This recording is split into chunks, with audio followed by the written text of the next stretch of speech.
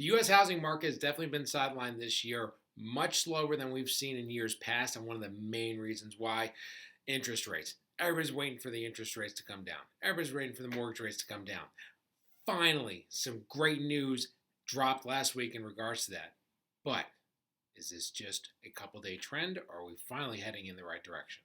Hey, how we doing? This is Steve, real estate agent, Malone Home Team EXP in the North Atlanta area. Thanks for joining us today. All right, if you would not mind liking and subscribing to help us show up in more searches. We're just trying to get the word out to all the buyers out there, all the sellers out there, all the realtors out there. We're just trying to get the word out. And if you could help us out by doing that, I'd be very appreciative. There you go. Thanks. All right, so let's talk about mortgage rates, man. What an end of the week last week. Mortgage rates hit 8% the week before. Really didn't think we were going to get to 8%. We talk about it on this YouTube channel all the time about where we think the mortgage rates are going to go. Mortgage rates have finally taken a move in the right direction. Now they're going to wobble back and forth, and already today, we're recording this Monday the 6th, they're already starting to wobble a little bit up. But I think the main trajectory of mortgage rates has finally taken a turn in the right direction for buyers and sellers to get this market back on the rails and get this market moving forward, because the market has definitely slowed down this year. So what happened last week? Well, what happened was we got some really good economic data, brought the rates down from around 8% to around 7.3%. Dropped about 0.75% in 3 days. It's the biggest 3-day drop. They're the third biggest 3-day drop in like the last 20 years. And one of those had to do with, it was right around when the pandemic shut the whole world down, so that one almost doesn't even count. So, I mean, it's a pretty historic 3 days, what we saw Wednesday, Thursday, and Friday last week. So, my goal in this video, let's talk about exactly why the rates came down, because it's what we've been talking about. We've been saying the rates are going to come down when we see this. We saw this last week, and we're finally starting to trend in the right direction. So we're going to break that down. A, what happened? B, what's going to happen next as we head forward? How can we keep this momentum going? What else does the Fed need to see? And what else do the folks on Wall Street and the mortgage bond holders and all that stuff, what does everybody need to see to do everything they need to do to keep these mortgage rates coming down? Okay, so what's going to happen next going forward? We're also going to talk about, what if you're a buyer? When's the time to jump in? What's the trend? We're going to talk about that, because I think if you are a buyer, you need to be ahead of the trend. Okay, I think a lot of people are watching this. A lot of buyers are saying, once it gets to whatever the number is, I'm jumping in. You need to be aware of what that number is and maybe jump in a little earlier than that, because I think when all the buyers come back, we're going to have multiple offer situations, things like that. So things are going to change quickly. So we're going to break it all down. All right, but let's talk about what happened, how crazy it was last week, what it's going to mean for the rest of this year, and what's going to mean for spring and next year. We're hopeful. It's been a while since we've been this hopeful about the mortgage rates. We were kind of thinking this would happen, but it hadn't happened yet and hadn't even looked like it yet. So we are hopeful, at least going in. Will this be short-lived hope, or will it be long-term? I think long-term, but let's break it down. First of all, what happened last week? So starting on Wednesday, so Wednesday, Thursday, Friday, you had 3 days where you had really, really good economic news. The first day was Wednesday. It was November 1st. The Feds were meeting, and they were going to announce whether or not they're going to raise the Fed funds rate or drop the Fed funds rate. That's the rate that the Federal Reserve sets, and that's the rate at which banks lend money to each other for simplification terms, or the rate associated with that.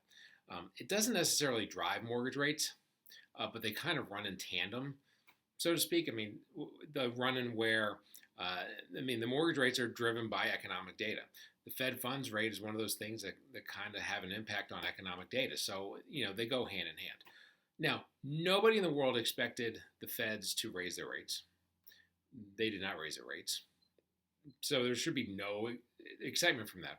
But what we talk about all the time on this channel, on my Instagram, on my Facebook, whatever, I talk about this all the time. It's not what the Feds do. It's what Fed Chairman Powell says and how he says it. Everybody's watching him, because they'll come out, they have their meeting, they say, we're not moving the rates, and they come out. Nobody's surprised, nobody's shocked, but everybody's listening now, because now he's going to start reading his remarks, and he's going to start answering questions. He's going to start shooting from the hip, potentially, and that's where people start freaking out. And basically, what he said last week, and reading in between lines of what the Fed was saying last week, they're basically saying that they feel like the work that the Fed has done by raising the rates, the Fed funds rate, has slowed the economy down. They've been trying to slow down inflation. Okay, trying to slow down inflation, trying to slow down inflation. It has slowed down. They haven't broken it yet. They feel now finally like they're more than likely at the point where they're not going to raise the rates anymore. And when you look at, there's a tool that we watch. It's a Fed Watch tool, cmegroup.com. If you go search for Fed Watch tool, you can watch it along with us. The CME Group is a Chicago Mercantile Exchange. Somebody I watch on YouTube, Dan Frio, he kind of turned me on to that, so I follow that all the time as well. There's a 90% chance that the rates are going to stay the same in December when they meet in December. I think it's an 86% chance that they're going to stay the same when they meet again in January. They're not raising rates anymore. Okay, the economic data is there. The Feds have said it. They're pretty confident. That was the first thing that happened that gave everybody a little bit of a sigh of relief. That brought the rates down on Wednesday because it looks like the Fed is finally buying into the fact that we've done enough to slow down inflation. Everything's coming back. Then Thursday, we had the weekly unemployment benefit number come in. So that's the weekly number of new people applying for unemployment benefits. That was actually up higher than they were expected. So what does that mean? Why is that? Why is more unemployment good for mortgage rates? We say it all the time. Bad economic news is good for mortgage rates. Good economic news, bad for mortgage rates. Okay, so everybody's doing hunky-dory, you're going to pay more for your house. It is what it is. All right, I didn't make the rules. Those are the rules. So what we saw was on Thursday, as one of the things the Fed's been watching to see if their work is working, is are we creating enough of a break on that inflation? Are we trying to slow the economy down enough to where people are going to start we're going to get that unemployment number back to 5%. That's really where they want the unemployment number. That's a healthy unemployment number. Right now, the unemployment number is in the threes, okay? Yes, people are at work, and that's great, but that's leading to the economy being rocking and rolling right now, and that's keeping the mortgage rates up, keeping a lot of other stuff up, okay? So to get the inflation officially under control, they've got to slow down employment. So you had more people filing for unemployment last week. On Thursday, the weekly number, that was good news, number 2. And they actually had a big drop on Thursday coming out of that, but we were waiting for Friday. Friday was the big number. That was the monthly number that came in, where we find out how many people are unemployed, we find out how many new jobs were added, and we find out what the unemployment rate is. So less people were added to the workforce than expected, and the unemployment rate went from 3.8 to 3.9%. Again, it stinks that you have to get people to lose their jobs to make the mortgage rates come down. But again, I didn't make the rules. Those are the rules. But that's what the Feds are trying to do. They're trying to slow the economy down because it's on fire. That's why inflation's so crazy. All these people are at work. People are throwing money at them to stay in work because of the unemployment level and things like that. So the fact that the unemployment picture was better on Friday was a third straight day of really good news, really brought the mortgage rates down. So instead of being at 8% like it was, we're at like 7.35%. Great news. It's closer to 7.5 today. You had to figure after 3 straight days you had to have some kind of like wobble back up. But I think that based on those 3 numbers that happened Wednesday, Thursday, Friday, those are the 3 days and the data sets came in those 3 days, that's what drove everything down.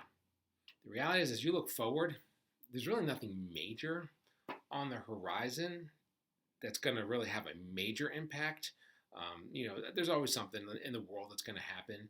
This week's going to be pretty quiet from the world of like economic news. The big thing that everybody's going to keep watching is the weekly unemployment reports that come out on Thursday, and the first or the next monthly unemployment number, which is going to come out on that first Friday of December. And there's also going to be the next time that we get a look at the CPI, the core price index, or the consumer price index, I should say. That's a measure of the inflation. Okay, once we get that number in, that typically happens that first week of the year. That's going to have an impact on what happens as well. So that's probably not going to happen, or that typically doesn't happen until like the first week of the month. So once those numbers start coming in, those are the things that really drive the numbers up and down. And you're going to have, international things that happen, things like that. So you're going to have some wobbles here and there. But I think on the whole, with the Feds basically coming out and saying, we're satisfied with where we are because we're satisfied that inflation is starting to slow down. We're satisfied, da da da da da. Everybody else is reading that as meaning, all right, things are going to start improving inflation-wise and employment-wise and whatever, and the mortgage rates, I think, now are going to trend down. Again, they're going to be wobbling, but they're going to trend down, okay? That's the hope. So right now we're at well, as of this moment, we're somewhere around 7.4, 7.45, something like that. But I think that we could be a little bit lower by the end of the year. So that's the next thing we want to talk about. What happens next? Now, keep in mind, I'm a real estate agent. So I have no letters behind my name that indicate that I'm a lender. So whatever I'm saying, I'm just kind of shooting from the hip. I'm a nerd when it comes to numbers. Looking at the numbers, looking at what's going on in the economy, looking at what we're seeing. Let's talk about it. Okay. As we look forward, I said back in October, anybody will listen to me, beginning of October, I think, and at that time, I think the rates were something in the low sevens, basically where we are right now. I said back then, I thought that the rates would probably end up around 6.75, 6.8, something like that by the end of the year. By December 31st, 6.8. That's my guess. By the time we got to around springtime, but let's call it March 1st, spring season starts March 1st, 6.4, 6.5. Maybe we end up in the low sixes by the end of next year. Could we maybe get in the upper fives by the end of next year? Maybe. Don't count on it. I think we stay in the sixes next year. And then I think maybe mid to upper fives ends up being the floor. I know nobody wants to hear that because I think people are thinking to themselves, hey, do you have any more of those 3% rates? Because I kind of missed out and I want to get a 3% rate. Don't hold your breath. Outside of a major catastrophe happening, I don't think we get rates back in the fours or threes anytime soon. Okay, and I think that mid to upper fives is as best as we're going to do. So if you get a rate, if you want to buy a house and you can find a rate that gets in the fives, man, jump like crazy. I don't think it happens next year. Okay, now keep in mind, this all changes depending on how much money you're willing to put down, how much money the sellers are willing to help you out with to get you like a 2-1 buy down, or maybe help you buy to some points to bring the rates down. If you have a better credit score, it's going to improve your rate, not by a whole lot, but it's going to improve your rate. But there's all kinds of reasons why, or things that you can do to bring your rates down. Okay, so when we talk about these rates, we're talking about the average. Okay, so but that average, which is right now again at 7.4, 7.45, I think by the end of this year ends up around 6.8, and then by the time we get into March, 6.5.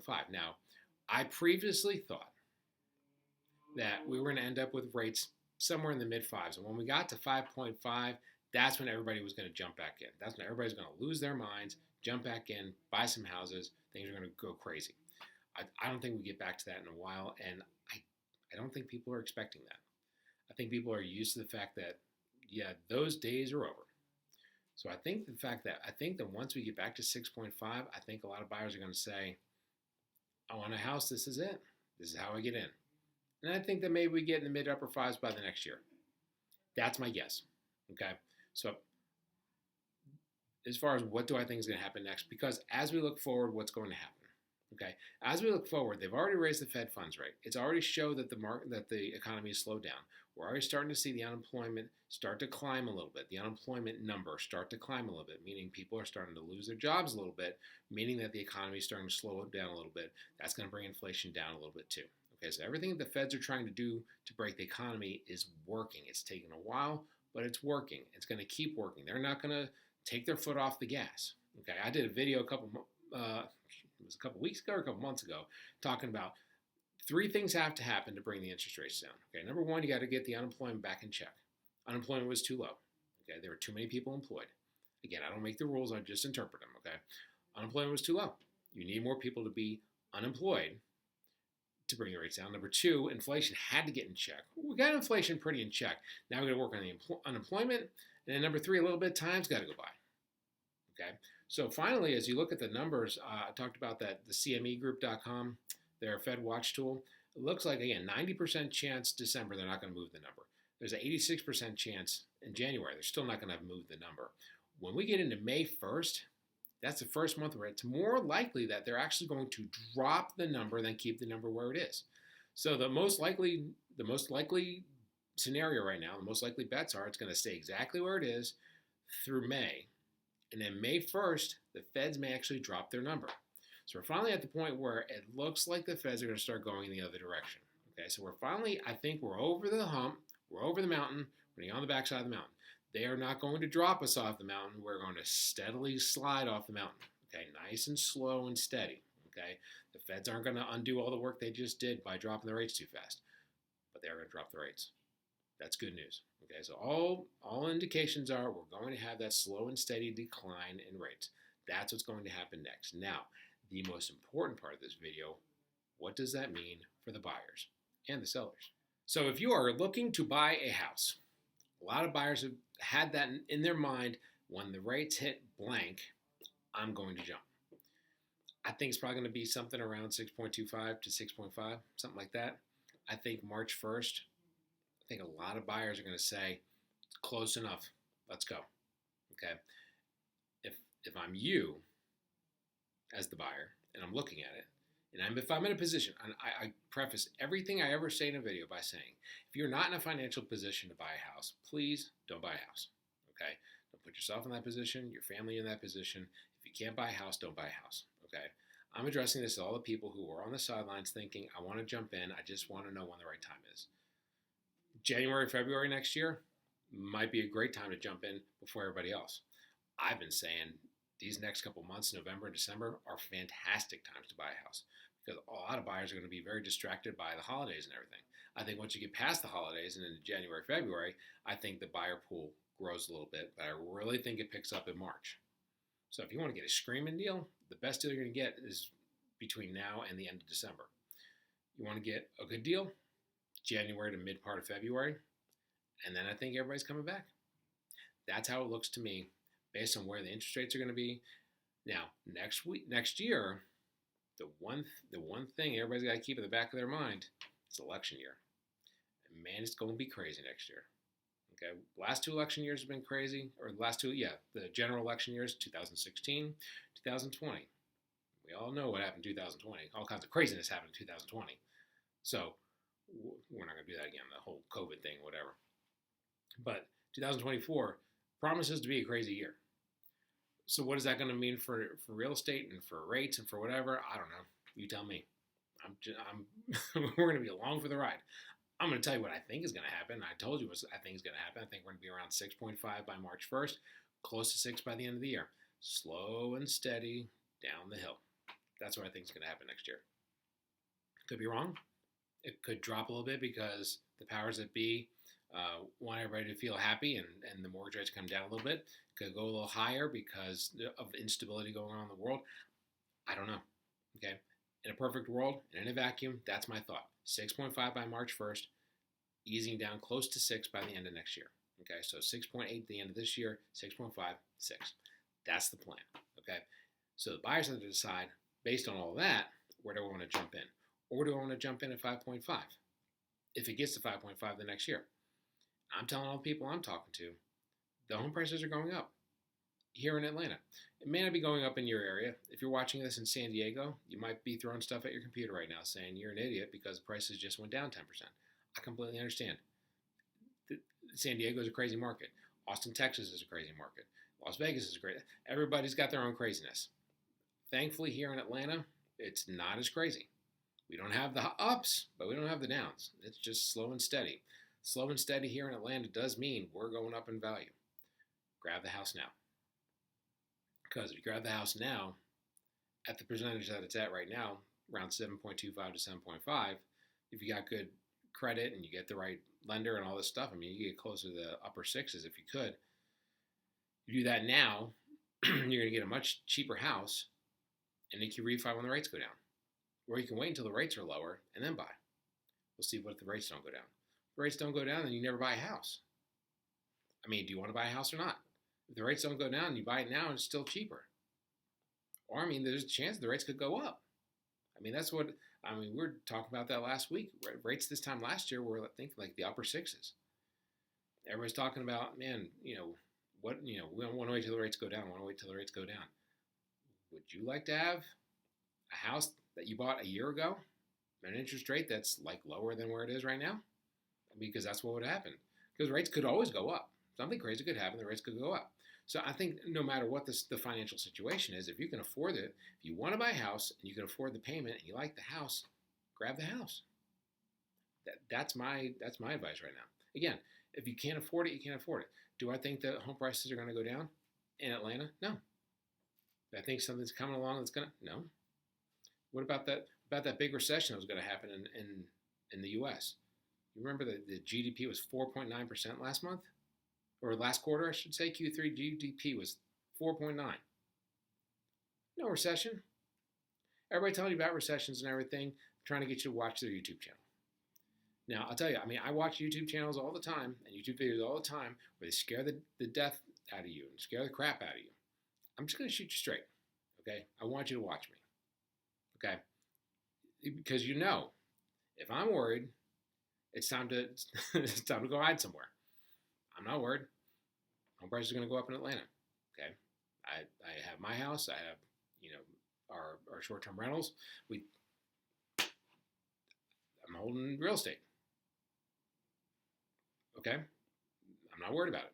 Don't be worried about it. Okay? So, that's what I think is going to happen next. Rates are going to slowly go down.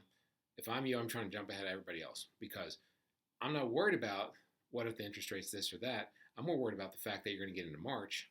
The interest rate's going to be 6.5%, and you're going to have to overpay for a house. It's going to be worth more than it is right now by a little bit, but you're going to have to overpay for it because there's going to be multiple offers. You may have to waive things and get rid of things, not be able to ask for stuff or whatever. Or you can buy a house right now, potentially get it for under asking price, potentially be able to get a lot of stuff fixed on the inspection that came up on the inspection.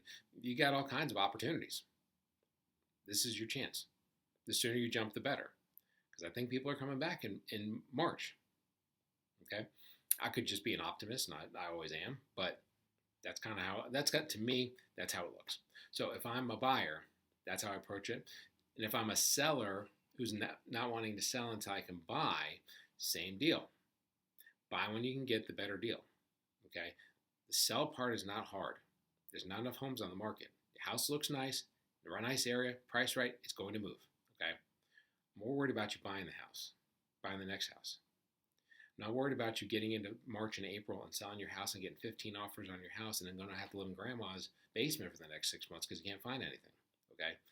I want you to get the next house. So if you have the right house, if you take a little bit of a hit on the sale and not get as good of a deal as you would have in spring, and I'll admit, you're looking to sell your house. If you're looking to sell your house and then just go buy a lawn chair and go sit on the beach for the rest of your life and not have to pay for anything, yeah, get the best deal possible.